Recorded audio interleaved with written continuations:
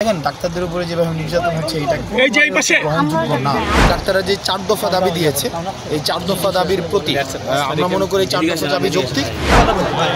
আমি বলছি বিষয়টা কি, অনেকগুলো দাবি নিয়ে কাজ করছে না, আমাদের কোনো দাবি নেই, আমাদের অনেকগুলো দাবি নিয়ে কাজ করছে না। এখন আমাদের মূল প্রায়োরিটি হচ্ছে ডাক্তাররা যেন তাদের সেবাটিকে নিশ্চিত করতে পারে। দেখেন ডাক্তারদের উপরে যেভাবে নির্যাতন হচ্ছে এটা গ্রহণযোগ্য না, তাই না? এখন এটা দ্রুততম সময়ের মধ্যে সলভ হোক, তারপরেও পারিপার্শ্বিক যে বিষয়গুলো আছে সব কিছু নিয়ে ডিল হবে। ডাক্তারদের যেই বিভিন্ন জায়গায় হামলা করা হচ্ছে, এগুলো থেকে আমরা অবশ্যই নিন্দা জানাই। এবং ডাক্তাররা যে 4 দফা দাবি দিয়েছে, এই 4 দফা দাবির প্রতি আমরা মনে করি 4 দফা দাবি যৌক্তিক।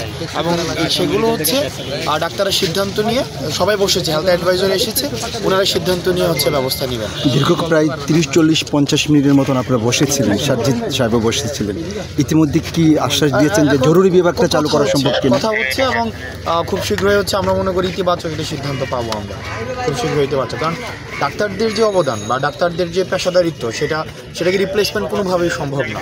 এখন ডাক্তারদের উপরে যে অযাচিত যে হামলাগুলো হচ্ছে সেটিকে আমরা অবশ্যই নিন্দা জানাই। এবং এখানে দেখতে পাচ্ছি যে বিভিন্ন জায়গায় চিটগাং মেডিকেলে, সোহরাওয়ার্দীতে, ঢাকা মেডিকেল কলেজে, তারপর হচ্ছে মিডফোর্ডে, মুগ্ধা মেডিকেলে যেভাবে হামলা চালানো হচ্ছে। যারা হামলা চালিয়েছে যেই হোক না কেন, irrespective of any political identity, irrespective of any political subscription, আমরা চাই তাদেরকে বিচারের আওতায় নিয়ে আসা হোক।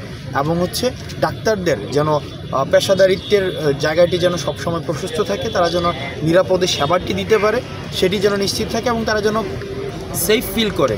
ইনফ্যাক্ট আপনি যদি আপনার কর্মপরিবেশে সেফ ফিল না করেন, সিকিউর ফিল না করেন, আপনি কখনই আপনার রুগীকে সেই সেবাটি দিতে পারবেন না। তো সেই জায়গা থেকে ডাক্তাররা যে 4টি দাবি দিয়েছে, সেই 4টি দাবি নিয়ে কথা হচ্ছে। এবং আমি ব্যক্তিগতভাবে হেলথ অ্যাডভাইজারকে আমি দেখেছি পজিটিভ মনে হয়েছে, এবং আমরা আশা করি দ্রুতই একটি সিদ্ধান্ত আসবে।